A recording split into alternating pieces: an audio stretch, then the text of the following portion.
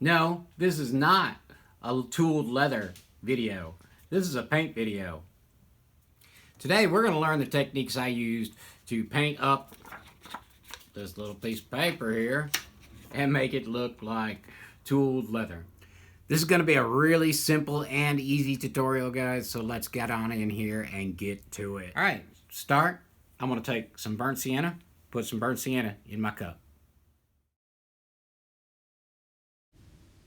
See, I'm not going to be real concerned about creating a very smooth, steady coat. I'm going to actually work it just kind of in a streaky little bit of motion there.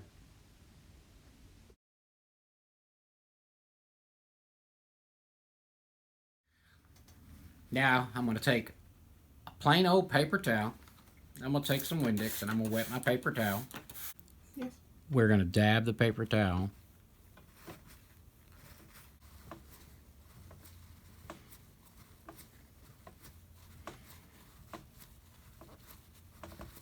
We're going to go back with our burnt umber. Yeah, we could just come in with this burnt sienna, you'll see the look after that, and that could be, you know, a pretty subdued look, and that in itself is one look of leather, but that's not the look I'm going for today. So I'm going to come in a little bit streakier with a little bit more of that burnt umber mix until I get some more coverage.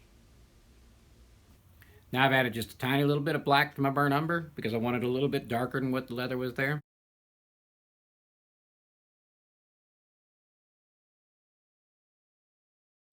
Back in with my paper towel again.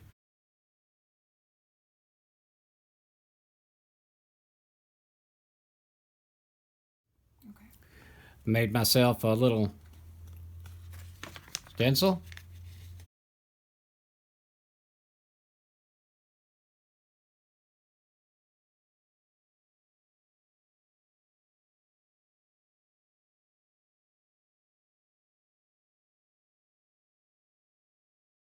All right, so now I've got a really, really dark, almost black mix in my cup.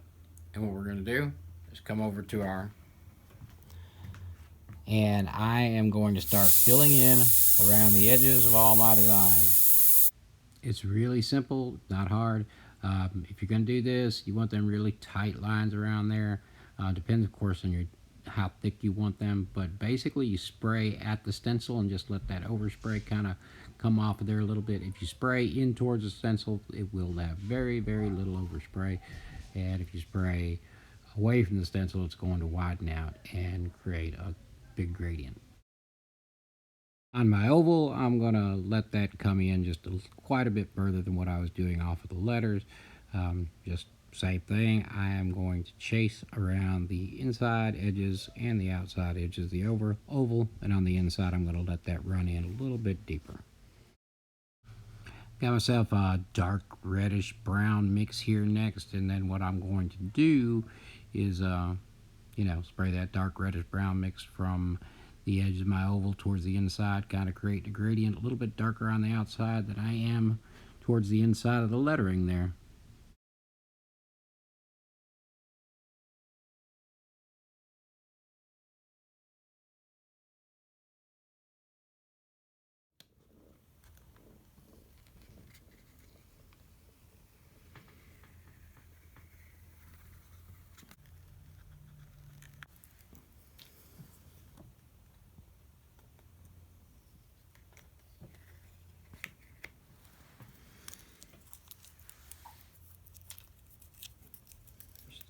Of course, tastes are subjective, but I personally, that's a little bit too light for my taste. I want to use that red mix just a little bit, and it'll also, as I come around that edge, trimming that edge a little bit, it'll give it a more rounded appearance, so it's not so crisp from the stencil.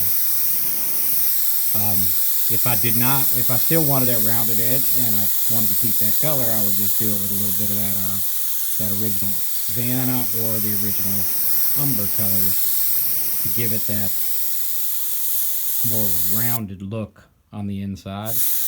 Then I will use that red mix kind of in the same way around the letters and, give them, just take some of that stencil edge off of there and also get that little bit more darker reddish color that I prefer. So if you like the video, make sure you hit the subscribe button, share, like, all of those good things for me. And, if you're interested in any of the materials that we used here today or any materials that I use for airbrushing, you can always check out the kit page, which will be in the description below. And that's going to be about it. All right, guys, I'm Bill Kennedy with W. Leon Artistry, and we appreciate y'all stopping by our channel. Y'all have a good one. Bye.